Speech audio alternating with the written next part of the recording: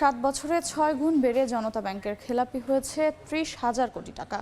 এসব মন্দ ঋণ আদায়ে ব্যর্থ হওয়ায় খেলাপির 57% অর্থই আটকে আছে 7 প্রতিষ্ঠানের কাছে। অন্যদিকে প্রদানকৃত ঋণের অর্থ সঠিকভাবে আদায় করতে পারছে না ব্যাংকটি।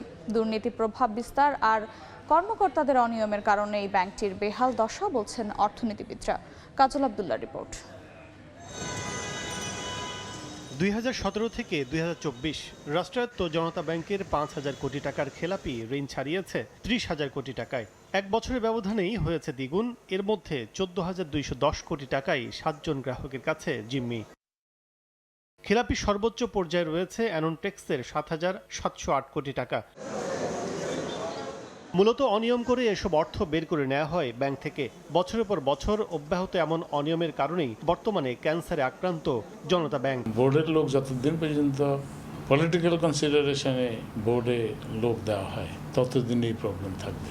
বাংলাদেশ ব্যাংকের রিপোর্ট অনুযায়ী গত বছরের জুন পর্যন্ত ব্যাংকটি মূলধন ঘাটতিতে রয়েছে 2,189 কোটি টাকা। এর কারণ হিসেবে ঋণ আদায় করতে না পারা ও লোকসানকেই দায়ী করছেন সংশ্লিষ্টরা। ক্রেডিট ডিপার্টমেন্টের যত এমপ্লয়ি এখানে এটার সাথে এন্ডোর্স করছে, everybody liable, nobody can escape.